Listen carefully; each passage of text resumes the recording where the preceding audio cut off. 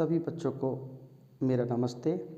आज हम अध्याय 1 संख्या पद्धति पर आधारित सारे वैकल्पिक प्रश्नों को हल करने का प्रयास करेंगे। जैसा कि हमारे ब्लूप्रिंट में निर्धारित किया गया है कि 30 प्रश्न गणित के ऑब्जेक्टिव पूछे जाएंगे, तो हम अधिक से अधिक इसका प्रयास करें ताकि हमारे 30 के 30 प्रश्न सही हो सकें। तो चलिए हम शुरू करते हैं। सबसे पहले वस्तुनिष्ठ प्रश्न क्रमांक 1 से सही विकल्प चुनिए। पहला प्रश्न है, किन्हीं दो परिमेय संख्याओं का गुणनफल क्या होता है?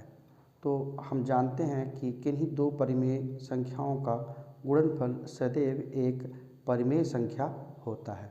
तो हमारा बी ऑप्शन सही है। बी ऑप्शन पे आप टिक कर लें। इसके बाद है, इनमें से परिमेय संख्या नहीं है।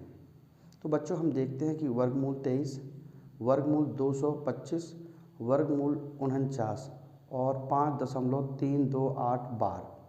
जैसा कि हम देखें तो 2, 2, 5 यह है 25 का वर्ग है, 15 का वर्ग है, और यह है 49 7 का। और इसे भी हम अगर दशमलव हटाते हैं तो नीचे हम इस रूप में इसको लिख सकते हैं। लेकिन हम देखते हैं कि वर्गमूल 23 को किसी भी प्रकार से हम लोग नहीं निकाल पाते। अतः जो ए ऑप्शन है वर्गमूल 23 हमारा एक अपरिमेय संख्या है। प्रश्न पूछा है, परिमेय संख्या नहीं है, इसका विशेष ध्यान देना है। किसी वास्तविक संख्या का निरपेक्ष मान सदैव क्या होता है? धनात्मक होता है। इसे आप याद कर लें। प्रश्न 4 है हमारे पास, परिमेय संख्याओं के दशमलव निरूपण को क्या कहते हैं? परिमेय संख्याओं के दशमलव निरूपण को क्या कहते हैं? हम इसे शांत दशमलव कहते हैं। 5वां प्रश्न है, 2 धन वर्गमूल 2 और गुणित में 2 ऋण वर्गमूल 2 का मान निकालें। इसको निकालने के लिए सबसे पहले हम जानते हैं कि ये a धन b और a ऋण b का वर्ग है, अर्थात 2 का वर्ग ऋण वर्गमूल 2 का वर्ग। देखें तो ये होता है 4 और ये हो जाता है 2, और 4 में से 2 घटाने पर आता है 2। तो हमारा ऑप्शन नंबर सी 2 सही है। अब इसके बाद है हमारे पास वर्गमूल 3 दशमलव प्रसार है। तो वर्गमूल 3 का पहला दिया ऑप्शन शांत, अशांत, आवर्ती, अशांत, अनावर्ती और इनमें से कोई नहीं। तो वर्गमूल 3 का मान जो आता है 1 दशमलव के हिसाब से हम लोग निकालते हैं, तो ये अशांत अनावर्ती होता है। किसी वास्तविक संख्याओं का निरपेक्ष मान सदैव एक धन संख्या होता है। सदैव एक धन संख्या होता है। सदैव एक धन संख्या होता है। अब अगला प्रश्न 8वां है हमारे पास, 4/5 भागित 8/10 का मान होगा। तो इसे हम हल करने का प्रयास करते हैं। 4/5 अगर भागित का चिन्ह है तो गुणा लगाते हैं और संख्या को पलट देते हैं। तो 4 दूनी 8 और 5 दूनी 10। देखें कि 2/2 आता है और इन 2 एकम 2, अर्थात हमारा पहला ए ऑप्शन पूर्णतः सत्य है। दी गई आकृति में छायांकित भाग को भिन्न रूप में होगा। देखिए बच्चों, ये हमारे एक तरह से देखा जाए तो ब्रिज कोर्स का ही सवाल है। अब मध्य प्रदेश 2022 में पूछा गया है। तो दी गई आकृति में छायांकित भाग भिन्न रूप से में होगा। तो सबसे पहले हम गिन लेते हैं, 1 2 3 4 5 6, कुल 6 भाग हैं। तो हम जानते हैं कि हम बटे में 6 पूरा लिख लेते हैं। अब छायांकित भाग की संख्या गिनते 1 और 2, 2/6। तो इस तरह का कोई ऑप्शन हमारे पास उपलब्ध नहीं है। अतः अब हम इसे भाग देंगे। तो 2 एकम 2, 2 तिया 6। तो क्या इस तरह का कोई ऑप्शन है हमारे पास? तो हाँ, हमारे पास बी ऑप्शन है। अतः इसका उत्तर बी सही होगा। अब हमारे पास है रिक्त स्थानों की पूर्ति कीजिए। तो रिक्त स्थानों की पूर्ति में सबसे छोटी प्राकृतिक संख्या जो होती है वो 1 होती है। 1, इसे आप याद कर लें, हमेशा के लिए आता है। सबसे छोटी प्राकृतिक संख्या 1 होती है। सबसे छोटी पूर्ण संख्या 0 होती है। हम जानते हैं प्राकृतिक संख्या की शुरुआत 1 से लेकर 1 से होती है। जबकि पूर्ण संख्या की शुरुआत शून्य से होती है। ए की घात m गुणित ए की घात n, तो ये हमारे घातांक के नियम में ए की घात m धन n इसका उत्तर होगा। 2 की घात 10 गुणित 2 की घात ऋण 10, इसको यदि हम हल करें तो हम पाते हैं कि इसका मान 2 की घात 10 बटे, इसको हम ऋण है तो इसको ले सकते हैं 2 की घात 10 और इनका भाग देने पर उत्तर आता है 1, अर्थात इसका मान होगा 1।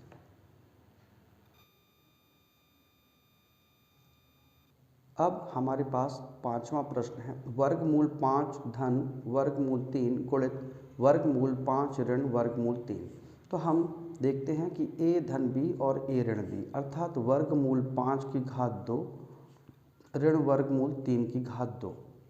तो हम इसको लिखेंगे 5 और इसको लिखेंगे 3। अगर 5 में से 3 घटाएं तो बचता है 2, तो इसका उत्तर यहाँ पर आएगा खाली स्थान में 2। 6वां प्रश्न है, 3 करनी 5 का करनी घात होगा। 3 करनी 5 की जो घात में ये लगा हुआ है तो इसको हम लोग लिखते हैं 3, तो इसका करनी घात होगा 3। वर्गमूल 2 1 क्या है? पूछ रहा है वर्गमूल 2 एक अपरिमेय संख्या है। क्या है? अपरिमेय संख्या है। अपरिमेय संख्या है। अपरिमेय संख्या है। हमारे पास 8वां प्रश्न है, 2 वर्गमूल 2 धन 5 वर्गमूल 3 धन वर्गमूल 2 ऋण 3 वर्गमूल 3 का मान होगा। इसको हम हल करते हैं, देखते हैं कि वर्गमूल 3 और 5 वर्गमूल 3 ऋण 3 वर्गमूल 3, इसमें से घटेगा तो आएगा 2 वर्गमूल 3, ठीक है। और 2 वर्गमूल 2 और वर्गमूल 2 जोड़ेंगे तो इसका 2 और इसका 1, तो इसका उत्तर आएगा 2 वर्गमूल 2 और 5 में से 3 गाएंगे तो धन 2 वर्गमूल 3, इसका ये उत्तर है। अब हम सत्य और असत्य की ओर चलते हैं। तो हमारा जो सत्य असत्य है, जैसे दिया हुआ है 2 परिमेय संख्याओं का योगफल एक परिमेय संख्या होता है, तो हाँ योगफल है तो एक परिमेय संख्या होगा, तो यह सत्य है। 2 परिमेय संख्याओं का गुणनफल एक अपरिमेय संख्या होता है, हाँ पर अपरिमेय संख्या होता है। बच्चों इस पर विशेष ध्यान देना है, तो ये भी हमारा ध्यान दीजिए। 2 परिमेय संख्याओं का गुणनफल परिमेय संख्या है और ये अपरिमेय बोल रहा है, तो ये असत्य है।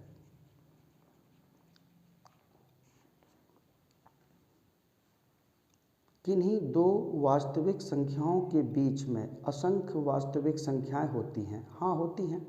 2 और 3 के बीच हमने संख्याएं निकाल के देखा था, तो ये भी हमारा सत्य है। एक अपरिमेय संख्या और एक परिमेय संख्या यदि जोड़ दी जाए, योगफल मतलब जोड़ दिया जाए, तो अपरिमेय संख्या होगी, तो हाँ होगी, सत्य है। अगला प्रश्न है, वर्गमूल के अंदर x की घात 3 और पूरे की घात 2/3, तो x का मान, इसको निकालने के लिए हम इसको हल करके देखते हैं। जैसे ये वर्गमूल लगा है, इसका मान 1/2 होता है, तो जैसे ये 3 है और पूरे की घात 1/2 और पूरे इसकी घात हो जाएगा 2/3, तो ये हो जाएगा x की घात 3/2 पूरे की घात 2/3। अब घात पे घात हो तो आपस में गुणा होता है, तो x की घात 3/2 गुणित 2/3, ये कट के तो यहाँ हो जाएगा x की घात 1, अर्थात यहाँ हो जाएगा मान x होता है, तो ये भी सत्य है। क्या है? सत्य है, सत्य है। प्रत्येक प्राकृतिक संख्या एक पूर्ण संख्या होती है, सत्य।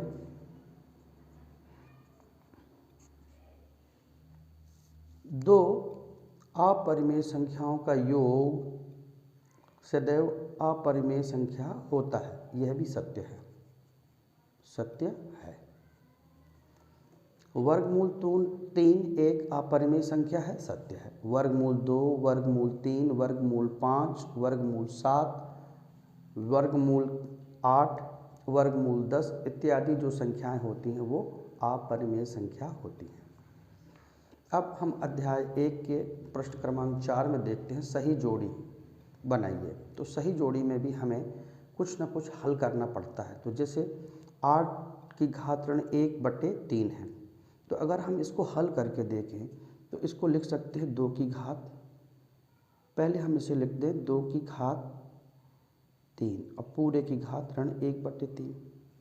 यदि हम इसको ऊपर ले जाएं तो ये हो जाएगा 2 की घात ऋण 3/3, कटेगा तो आएगा 2 की घात ऋण 1। इसको हम लिख सकते हैं 1/2, अर्थात इसका बी ऑप्शन सही है, अर्थात 1 यहाँ पर 1। ठीक है। ए धन बी ए ऋण बी, ए की घात 2 ऋण वर्गमूल बी की घात 2, तो वर्ग हट जाएगा तो ये आएगा 1 ए की घात 2 और ऋण बी, अर्थात इसका ये डी ऑप्शन सही है। इसमें हम देखेंगे कि ऑप्शन 2 डी सही है, अर्थात ये 2। अब हम तीसरा देखेंगे वर्गमूल 12 और वर्गमूल 3। यदि हम 3 से भाग दे दें वर्गमूल 12 को तो ज़रा देखते हैं तो क्या आएगा। ज़रा देखिए 3 एकम 3, 3 दूनी 6, 3 त्रिका 9, 3 चौको 12, तो 3 चौको वर्गमूल 12 आता है। और वर्गमूल 4 को हम 2 लिख सकते हैं, तो इसका जो ऑप्शन है ई एकदम सही है।